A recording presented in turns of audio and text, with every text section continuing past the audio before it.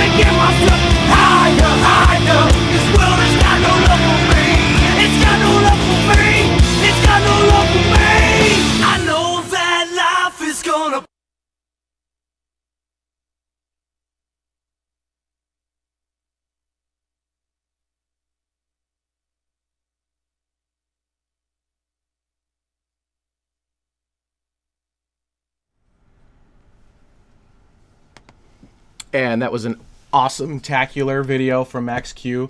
The STS-126 wrap-up. You can most certainly see that at the Max Q website at, I believe it's max-q.com. Aster Brian, correct me if I'm wrong on that. You can also see it on their YouTube channel, and we'll be posting that full video to our YouTube channel. So you can watch it, favorite it, pass it around. I'm sorry, it's maxq.com. So there's that. Now we've got a action-packed adventure-sode for you today, and as such, we're just going to get straight into some space news. Space news. All right, boom, go for it. Actually, there's only one news item today. Yeah. I mean, there's a lot of news, but we're kind of consolidating it into one. Right. Well, STS-126 was up in the air.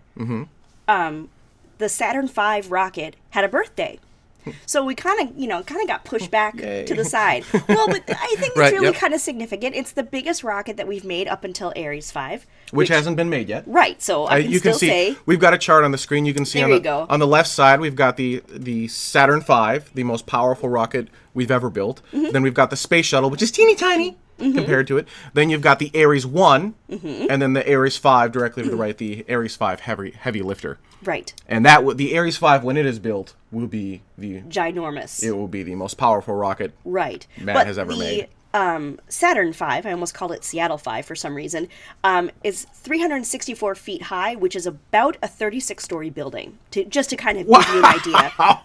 Right. It's weird to think about it in those terms, right? Because the Saturn V is the rocket they used on the Apollo missions. Yeah, all of them. And so they basically launched off, what was it, a 36-story building. They launched off the top of a 36-story building. Right. Right. Wow. It says its launch weight is 6.7 million pounds, which is equal to about 2,200 average late 60s cars. So 2,000 cars. Wow. I mean, this is what's going on. This isn't like a small feat. Right. This isn't like something you can make in your backyard and put a big old booster on it. I mean, this is the gantry was another 3 stories taller, OM says. Monster, as the Mibit user says. That's a good point, because OM says the vehicle assembly building had to be even taller than it is now, because when you look at the vehicle assembly building, you pretty much just kind of, the shuttle slides into it. But, I mean, let's look at that picture again. The shuttle's a lot smaller. It's a little stocky. Yeah, it is. a little pudgy. Short and stout, as it were. Wow, that is just... I never thought of it that way. I mean, I knew it was big. Right. And I knew it was a lot bigger than the shuttle. Right. But that's big. I know. Even the picture, I know. The 36-story building, it's a really big thing. It's a really big deal. The Ares 5, however, is going to be able to put 414,000 pounds of payload into LEO. Lower Earth orbit. Yeah, sorry. Low Earth. That's actually a great transition. LEO, Low Earth Orbit, is a TLA, a 3-letter acronym, and that's a feature we have every week or try to have every week on Spacevidcast. And this week's TLA, this is one that I saw during the launch event, and I have always heard this, and it's TLS. They'll say things like, TLSs go for blah, blah, blah, blah. Right. And I'm like, what is TLS? What does that mean? So this week's TLA is TLS. We'll be right back. TLS is go for auto sequence start.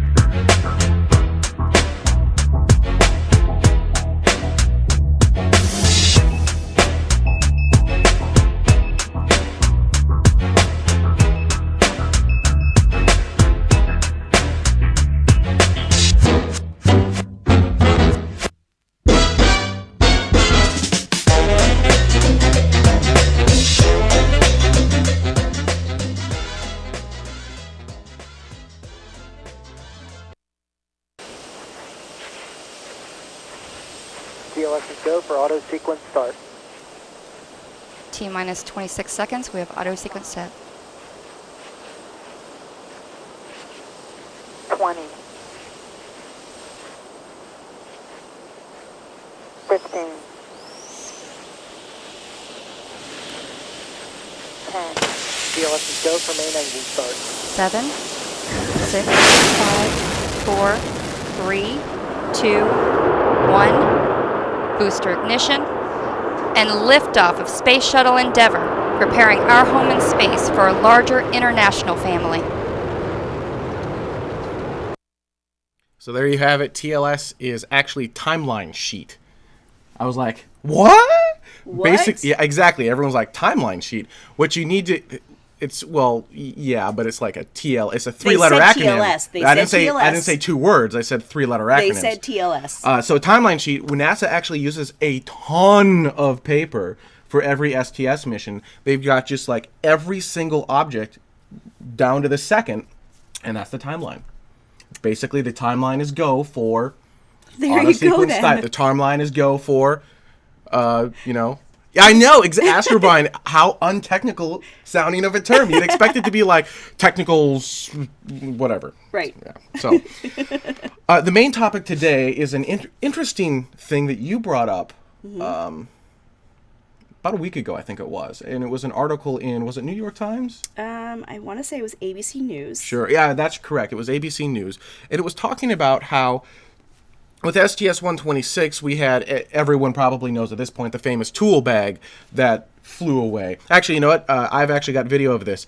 We've got the tool bag. Ooh, I had video of this. And, people weren't really interested in the mission until that happened. Mm-hmm. So take it for a second while I find this video. No problem. Well, that isn't the only thing that kind of went wrong, but that was, I mean, for those of you who were with us when they did the chats with like the local news, one in Minneapolis and one in I think Washington, because somebody from the cruise in Washington, and then one from Philadelphia, and that was like the one question that kept coming back, and it was just sort of a stupid thing. And I'm sure poor Piper, I keep calling her Piper, Heidi is sick of it.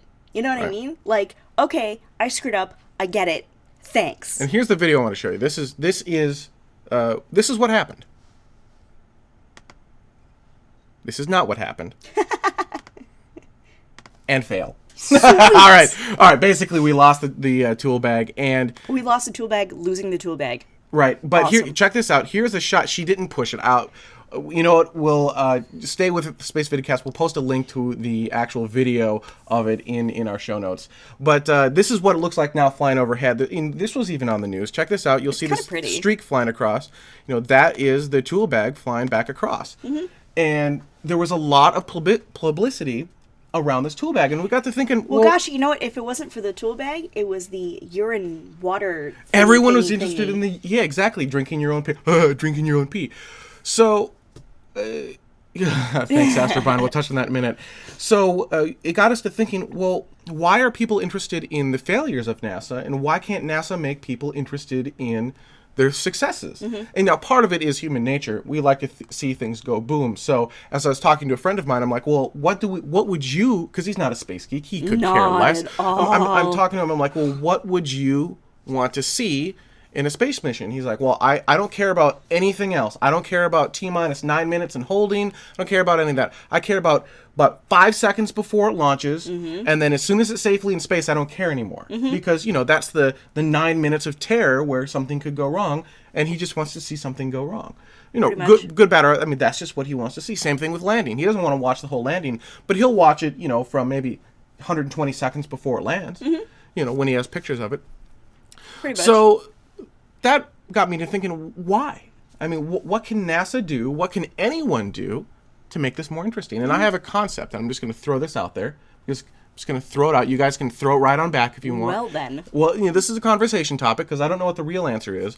But I think that what NASA needs to do is make this more human, make it more relevant to you, me, and people on the ground. That actually was one of the points in the article. The person writing the article said that at some point there was somebody on the ship who on the ISS, I suppose, who had basically forgotten to mute their mic, or that they were still on camera, and uttered one of those famous 7 words that you can't say on television. And she said, at that point, then I liked them. Because they're human. Right, because up until that, it was sort of like this, sort of, yes, we're here, and floating in space is like being in water, and this is what we like to do. Yep, thanks, okay, hi, everybody. Can't wait to see you again. And then that's it. And that's all anybody gets. Yeah, but my friend brought up an interesting point, and that was, these are engineers and scientists on these missions. They're not exciting people. I'm sorry, I don't mean to belittle. I'm just saying, they are not the excitable personality types. What about the guy who made the cup for liquid in space? While he was up there, I don't know if you guys heard about this, but it kind of looks like an airplane wing. You can actually put liquid into it and drink it out. Yeah, that was in our video. Was it? Yeah, the one that Max Q made. Right, thank you, the coffee cup. Exactly. I mean, that's interesting, and that made me more interested, at least in that. Thank you, and pet it. I mean, he was kind of cool, right? Okay, yeah, but, there's 30 seconds of fun in 24 hours of sheer boredom. No, I understand. I totally understand. So I'm not trying my thought process is, and of course I'm selfishly saying this being that we run Spacevidcast, they need to open up the lines of communication and make it a little bit more raw. So, for example, we've got the chat room at the bottom of the screen. For those of you watching the archive, clearly, this is the live chat room. Anything can happen, and anything does happen. For example, a recent blunder may have been, I don't know, going to black accidentally and not having a video play. I'm just saying. Weird. But, having this chat room in real time available to people on the, the astronauts on the ISS. Because, I don't know if it would really work for space shuttle missions too much. It might. But, space shuttle missions are a little bit more hardcore. They try to cram as much as they can into that, we'll call it 14 days. And they're just go, go, go, go, go. But on the ISS, you can't do that the whole time. You go insane. Right. So they're a little bit more lax on the ISS. They have a little bit more regular schedule on the ISS. And having 30 minutes to an hour every day where you can actually talk unfiltered to astronauts floating in space, I think that would be awesome. And of course, there's going to be a lot of repeat questions. But I think, right now NASA's got that whole, they're kind of stuck in the whole 90s era, 80s, 90s, where the only way to communicate with people is through mass media, right? Through television. Well, and no offense to most of the people who are in mass media. I mean, we've met a number of them. They're very nice people, et cetera, but they probably don't care. They don't know what to ask. They don't. And all they're asking is about, of course, so do you drink your own pee, and what do you feel about that tool bag? And that's it. They don't know what to ask. How does it feel to be in space? Come on. How many people have we talked to in the last 20, 30, 40 years about how it's been in space? Honestly, we're still asking that question? But you guys have interesting questions. This chat room comes up with interesting, unique, and sometimes mind-boggling questions every single week after week, that are not repeats. Why do we have to filter through the mass media that dumbs it down? I think they assume that we're dumber than we really are. Right. And, the television, the broadcasters kind of have to shoot for the lowest common denominator. Well, even an open-ended question would be nice. Yeah, What's exactly. the most interesting thing that's happened? And, if Piper Heidi wants to bring up the tool bag thing, she totally can. But if she doesn't want to, she doesn't have to. And what's the best prank ever played on the ISS? I mean, come on. Someone's done something. These guys... Come on, these guys are stuck up there for months at a time. They get punked like once a week. They have to. They have to. And what happens? You would go crazy. Man, I really want to know what happens now. I know, right? So my thought process... Exactly. OM, Thank you, OM. Yeah, Rick rolling the ISS. Exactly. That would be funny, too. So what I think would be interesting is if NASA opened up the lines of communication and allowed groups like Spacevidcast and others, not just us, anyone. No, of course. It doesn't even have to be through us. Maybe it's even through the NASA website. I, of course, would prefer that it's done through us, but I understand the benefit of doing it straight through NASA. Take off this highly polished public face. Let us see the human side, because we can't relate to that polished face, but we can relate to the human side. And if you get most of the United States relating to you and understanding why you're there and seeing your purpose, being able to interact and ask, maybe people will care all the time. Backing. You need to have some sort of backing. It's nice to know that these people were in the Navy. It's nice to know where they came from. I mean, I think it was kind of sad that when they did the media thing, there were 3 groups from 3 different places that wanted to talk to them. One from Minneapolis, because Heidi's from Minneapolis. Yep. One from Philadelphia, because I think it's Pettit's from Philadelphia. And one from, I forget where, Washington, because somebody else was from Washington. And that's it. That's it? No one on a national level. You didn't have Regis and Kelly asking questions. You didn't have Tom Brokaw asking questions, which I know he doesn't. But you see what I'm saying. It's like 3 podunk little radio stations / TV stations are like, so, what's it like to be in space? No, that's crap. Like, I'm sorry, but it is. And I got to tell you, because we were in Minneapolis, Minnesota as well, so our hometown station, actually one of the top-rated stations in the country, I was ashamed of the questions they asked. I actually was holding my head in shame. Well, you guys saw me. For those of you who were here at the time, I chimed in, and I was like, oh no,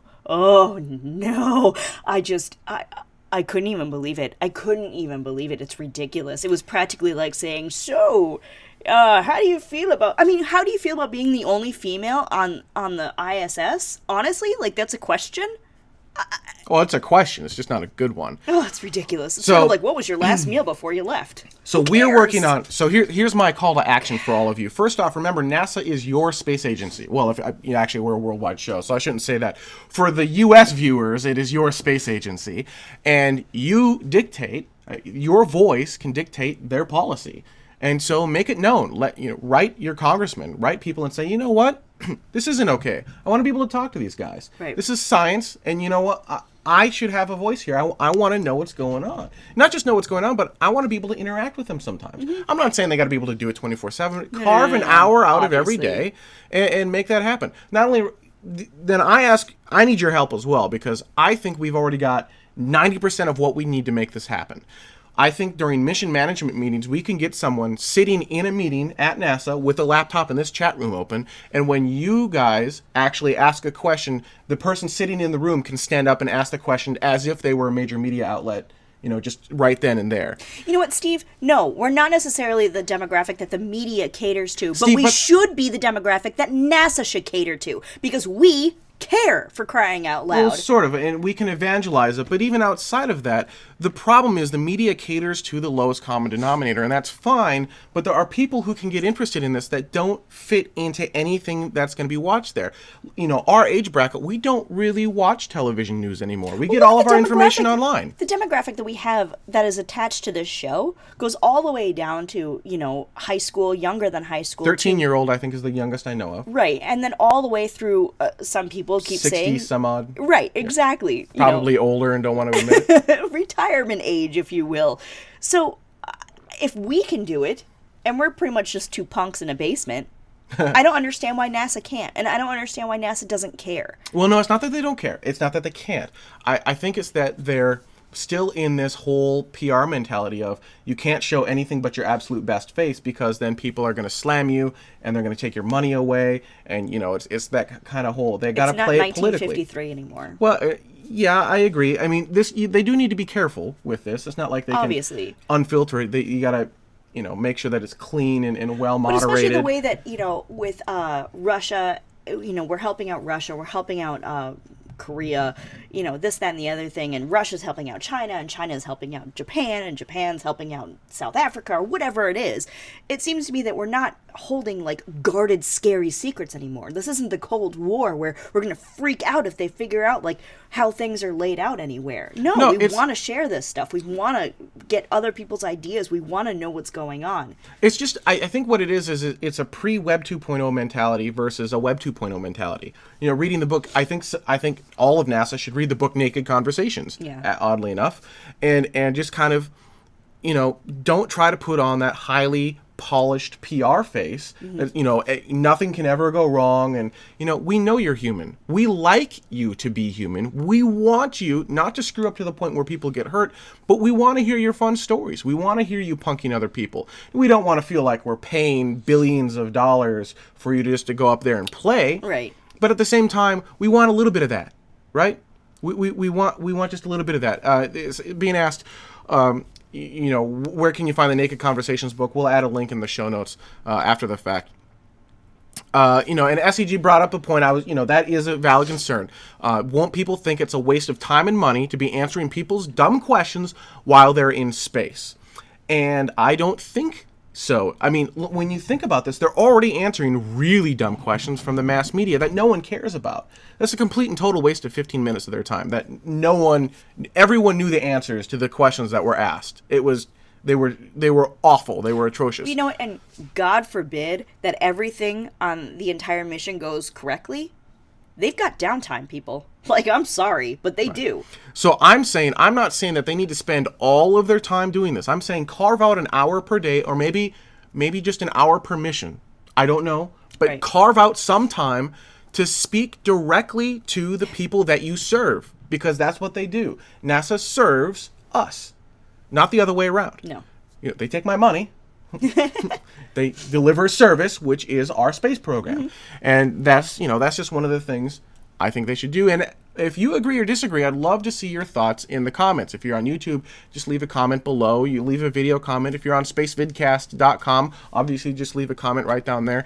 And let us know what you think. Do you agree, disagree? Because there are absolutely issues with this. You know, we don't want people to think, well, all they're doing is going up there and playing around and just, not doing anything. Why am I? It's $500 million per space shuttle mission. Well, we did have the space versus Earth chess game. Yep, and that's kind of cool. And that was kind of fun. Little geeky. If you don't play chess, you don't care a whole lot. They need to open up that direct line of communication, that direct live chat room, so that you can in real time ask your questions of people floating in space and get them excited and be like, "Oh my gosh, I just asked a question and floating in orbit, I had someone answer that." Right. I just asked a question and someone that's on their way to the moon just answered that. Yeah, that's amazing. That's so in real powerful. Time. Absolutely. I would say the same thing of Mars, but there'd be a 7-minute delay. But you get the idea. So that's our concept. That's what I think we should do, and that's I'd love to hear feedback. I'd love to hear, and not only feedback, but if you guys know anyone, if you know anyone at NASA, or you can at least point me in the right direction. Who do we talk to start this process? Who do we talk to make this start to happen? And I think we can, little bit by bit. It's not going to be a lot, but bit by bit, I think we can open up these lines of communication and make this happen. Because NASA, they're not closed-minded. I just don't think they think about these things. No, they just can't. So, all right. And, just to show that they are actually trying to open up to the public and trying to be cool and make it, ownership and do something cool. We're going to close out with a video. And this is for kids, but I just think it's an interesting concept. So check out. Kids, we're talking anyone who's in high school or younger. Kids. I call everyone kids anyhow. Well, right, but I just want to be specific that it's not like only third graders. It's anyone between 1st and 12th grade here in the States. And it's actually a really great opportunity. Yes, Gooey, exactly. We're talking to you specifically. But pay attention. We, of course, will put the links in the show notes, but I think it's a really great opportunity, personally. I do, too. So if we'll come back at you after the credits for the post-show. We got some cool things we're going to talk about, where's-wise. And if you'd like to watch the show live, you can do so every Friday morning at 2 o'clock a.m. Coordinated Universal Time. So here you go. Have a great night. Hey, kids. NASA wants your help. We're building a new robot that's going to Mars. But it doesn't have a name yet. We can't just call it Robot. That's like naming your dog Dog. Or if your parents just named you Child. So we're asking you to come up with a name. But what kind of name? For our new robot, the name could be almost anything. Maybe the name could describe how it looks. So, what does it look like? It's made of metal, with cameras for eyes, a long neck, 1 robotic arm, and 6 wheels for feet. So maybe a name could be... But that's not a very good name either. So what kind of name could you give the rover? Maybe the name could be about something the rover will do, like zapping rocks to find out what they're made of. Maybe it could be named after someone from history. But who? A great scientist? A brave pioneer? You decide. Maybe you want to name it less about what it is and more about what you want it to be. It's up to you. And if your name is selected, you could get the chance to sign the actual rover before it launches. Our last 2 Mars rover missions were named by kids just like you. So we want to hear your ideas. Explore this website to find out more about our new rover. Then, give us your best idea and we may just send it to Mars.